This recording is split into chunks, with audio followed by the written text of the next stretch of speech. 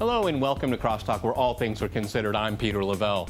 Syria's last chance as the dates for the Geneva conference are being arranged. There is every reason to believe the Assad regime may sit across from an empty chair. Syria's rebel oppositions on the ground are hopelessly divided. The Syrian political opposition in exile is divorced from the brutality on the battlefield. So, what can Geneva 2.0 hope to achieve?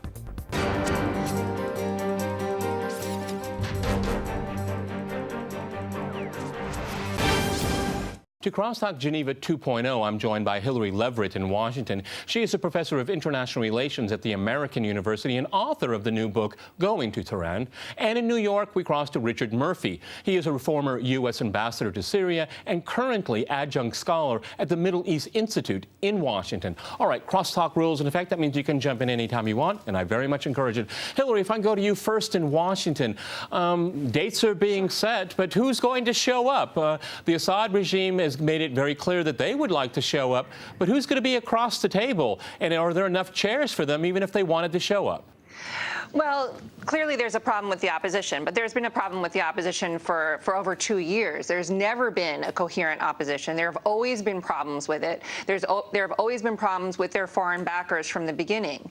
What I think would be useful is if a conference went forward with all parties who could come unconditionally without preconditions. It doesn't have to be a make nice, make peace between the Assad government and members of the opposition. There can be other things that can be done among neighbors, external powers, to support a reconstruction in Syria and conflict resolution. But as we speak right now, some of the opposition groups are saying, if other groups go, we won't talk to you ever again, or we'll block any kind of initiative. I mean, it's even within the opposition itself. It's just not about Assad. It's about, if you show up, we're not going to talk to you. So it creates even more division. So, I mean, I think Geneva 2.0 is the best idea out there, but it seems very impractical right now.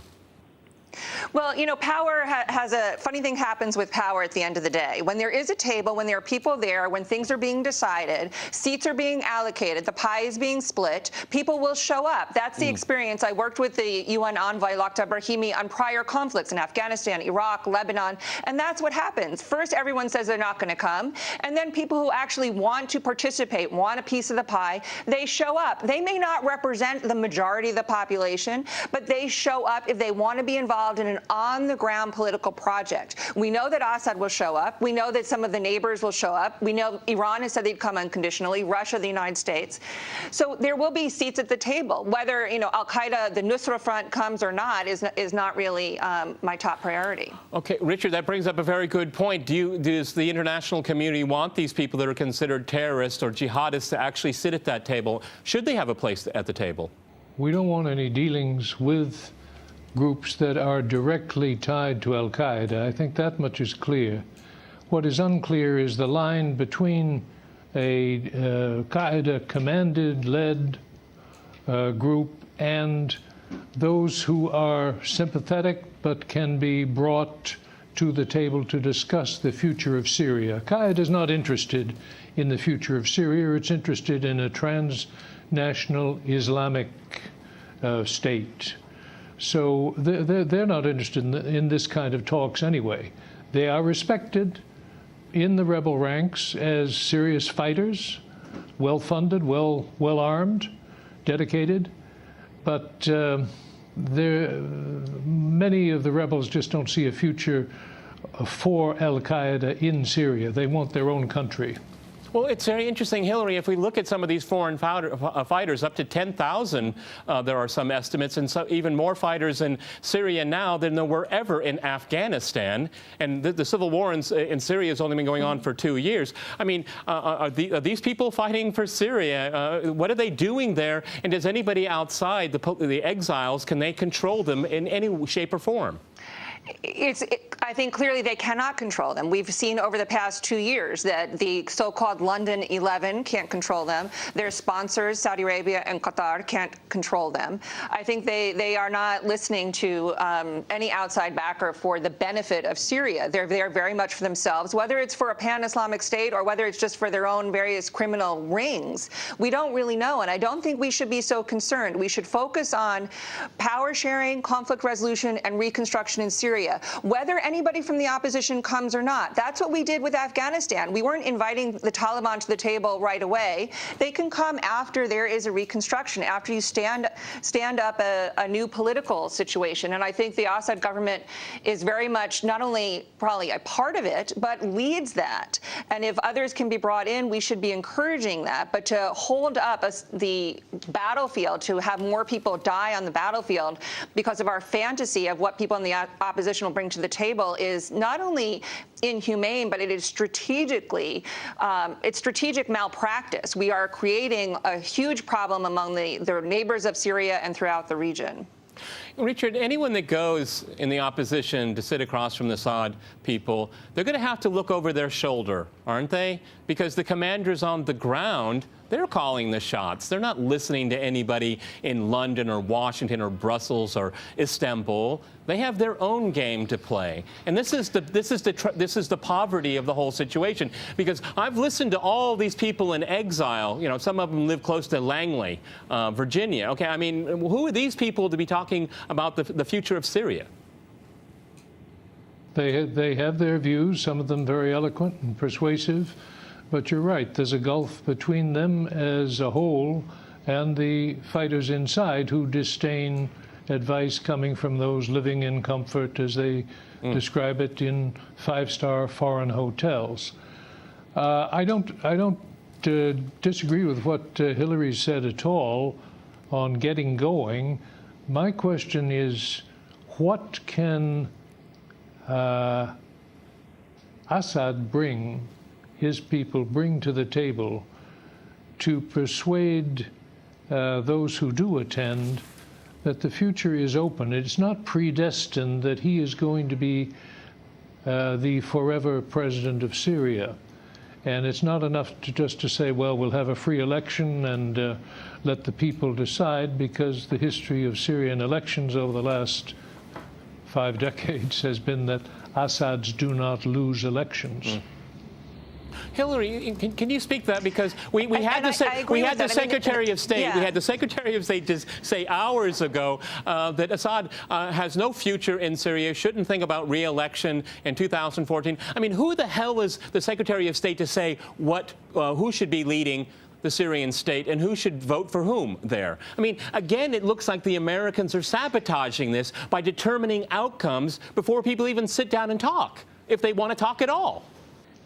Yes, it's unfortunate because not only is the American side insisting on preconditions, they're insisting on pre-results, which has doomed a negotiated process for the past 2 years and has directly contributed to this atrocious outcome, not only in human terms, but in strategic terms, not just for Syria, but for the United States as well. It is really, I think, strategic malpractice, as I said before. But I think Ambassador Murphy's points are right. Just to call an election with Assad running, the history of that for Syrians has not worked. So I think what we have a really good asset with Lakhdar Brahimi here at the UN, at the table, trying to organize this. What he did for Lebanon, what he did for Afghanistan, what he did for Iraq, for Somalia, for Haiti, was he didn't just say, call an election, pretend that one man, one vote is going to take care of the political problems here. No, what he did in each one of those other conflicts was he essentially weighed the vote. So in Lebanon today, it's not one man, one vote. There's power sharing.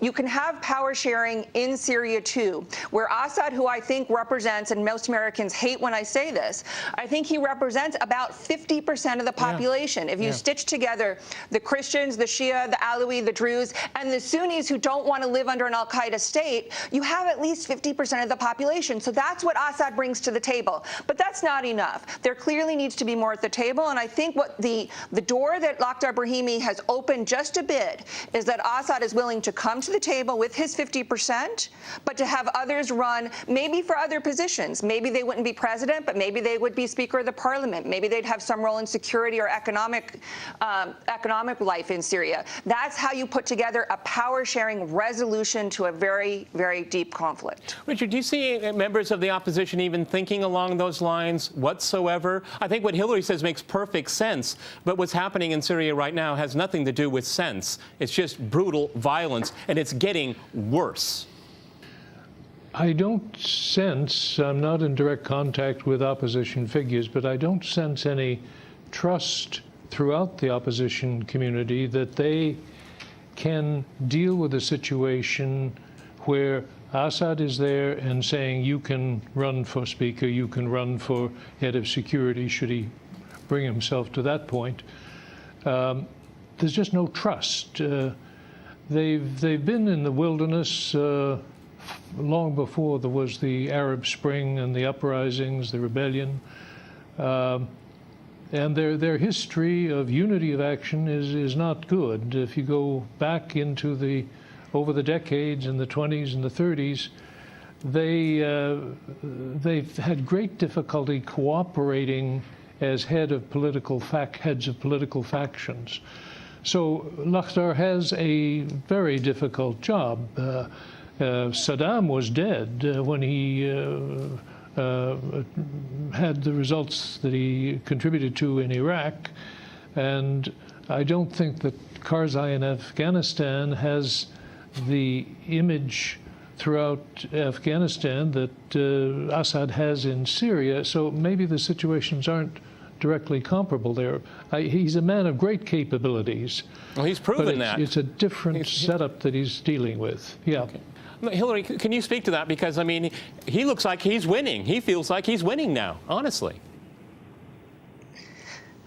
Yeah, and I was just in Syria and Lebanon over the summer, right after the battle in Qusair, and clearly the Assad government is winning on the ground, which I think is making the various rebels, the armed militias on the ground, all right, Hillary, even I have more to jump in here. Hillary, Richard, I have to jump in here. We're going to go to a short break, and after that short break, we'll continue our discussion on Geneva 2.0. Stay with our team.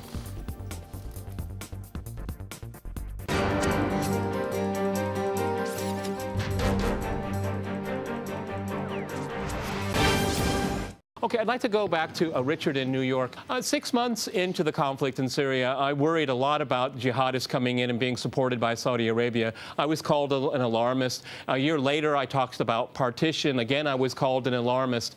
But what about partition? If we don't get some kind of resolution relatively soon, because civil wars, the longer they last, the worse the outcome usually. Is this a possibility that we could see the country partitioned? What does that mean for a rump state Syria, and what does that mean for the region as a whole?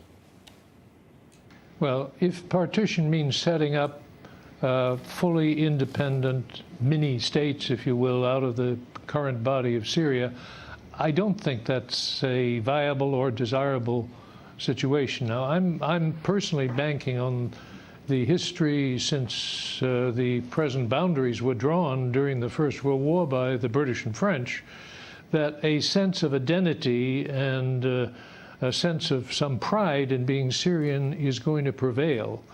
And what the negotiators, as they gather in Geneva, when they gather in Geneva, have to keep in mind that there's a possibility to rebuild that state. But the future of independent mini-states is suspect, and the problems of federation, which are possible between autonomous units, I suppose, will be very difficult to develop. Okay, Hillary. But I think there's pride in identity. I hope there is a strong enough sense of identity in Syria. But Hillary, if I can extend my analysis of partition, one partition state, whatever you want to call it, will not be secular, if you know what I mean. It will be jihadist land or something like that, which is really, no one in the region needs that. We have next Jordan, we have also Lebanon. I mean, this is what I worry about, because Assad can pull up the bridges and say, I'm going to sit pretty until you guys figure out your problem. You're arming them, you're giving them money, you're giving them support, you're giving them legitimacy. And this is the real problem I worry about if there isn't a resolution relatively soon. Yeah, unfortunately, no one will be sitting pretty. Not Assad, not the government in Iraq, not the government in Jordan, not the government in Lebanon, because such rump states, and they would be highly militarized, extremely unstable, very unpopular with the populations.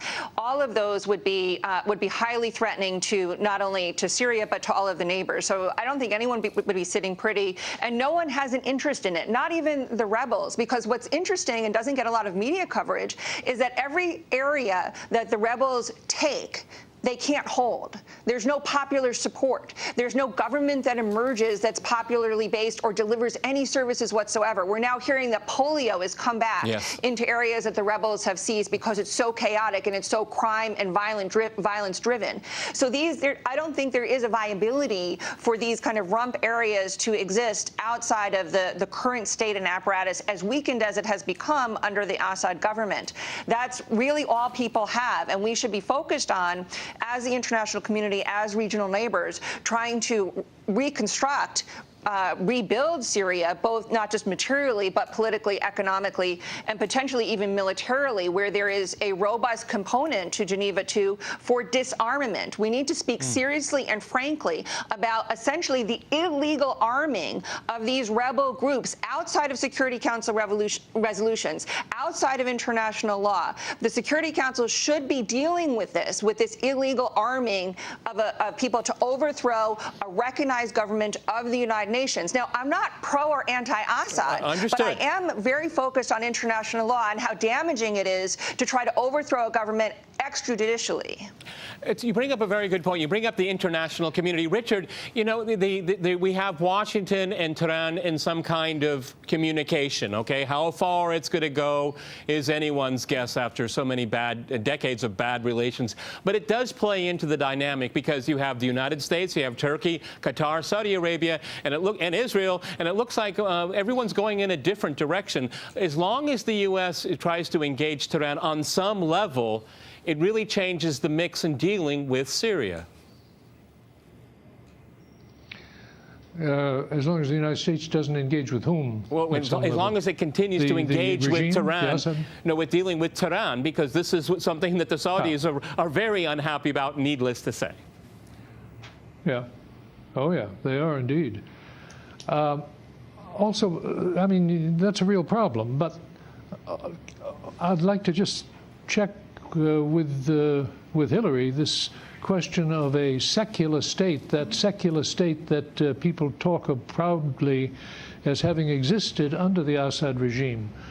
The controls in that secular state, in accordance with Ba'athi doctrine, were exercised largely by an inner clique of the Alawite community, where no political dissension was permitted, no factions were allowed to arise during Hafez al-Assad's time, nor during Bashar's. So there was the feeling among the Sunnis, among the less among the Christians, because they did feel more protected, no question, of ancient rivalries and suspicions and resentments of Alawite domination. Now, that made it somewhat less of a secular state in the American sense of secular. Well, Hillary, I saw you nodding. You agree. Yeah. But I mean, what's the alternative? Civil war? Yeah. I mean, you know, you're focusing on, in the beginning of the program, you were talking about institutional reform that may address some of those issues. But obviously, the alternative of this civil war is not an option. It shouldn't be, at least. No, but I agree with Ambassador Murphy. I don't hold up secularism as some sort of ideal, particularly in the Middle East. I think a secular state in the heart of the Middle East is an anomaly. It doesn't make sense in terms of people's popular beliefs, their histories, and their aspirations for what they want out of life. But when you look at public opinion polling, particularly public opinion polling that was done before the Civil War, the populations in Syria poll differently from others across the Middle East, who almost in all the other countries, the majority of them want Sharia to be the basis of Islamic law, to be the basis of their judicial systems. In Syria, that was not so, and not because there aren't people who deeply believe in Islam and who want Islam to be part of their life, but because there is such a mix in Syria of different ethnicities and different groups. And that's where I think Assad is able to draw this 50% of support.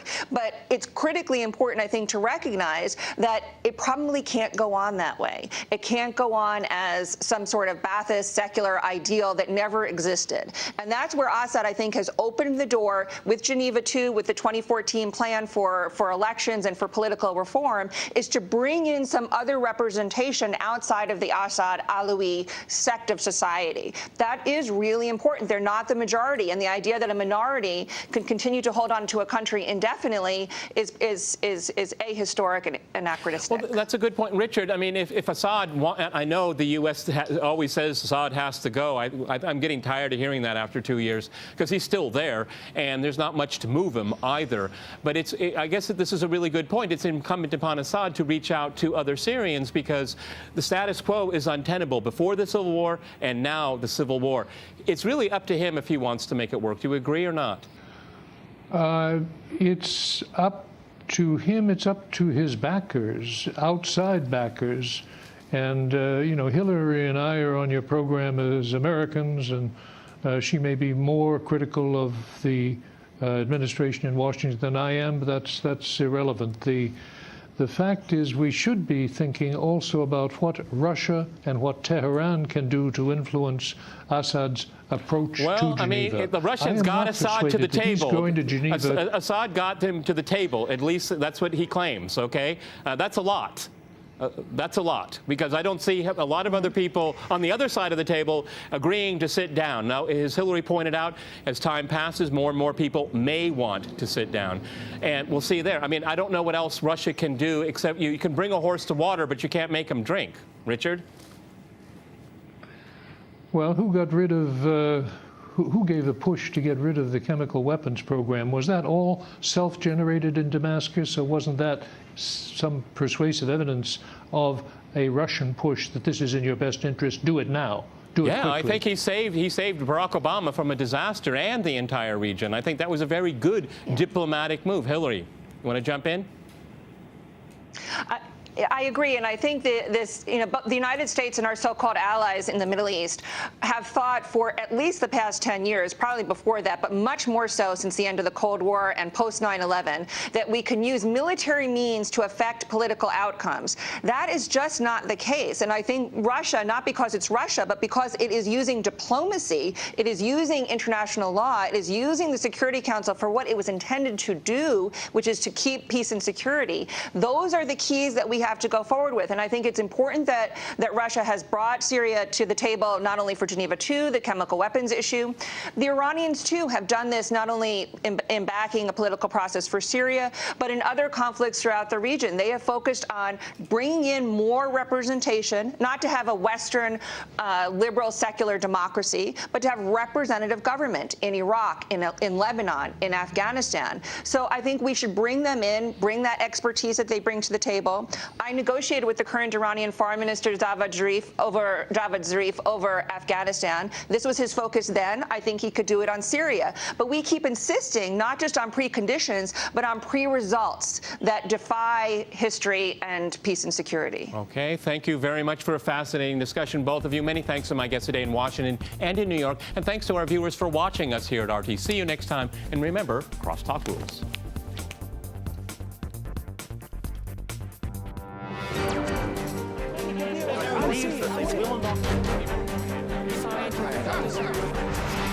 I love your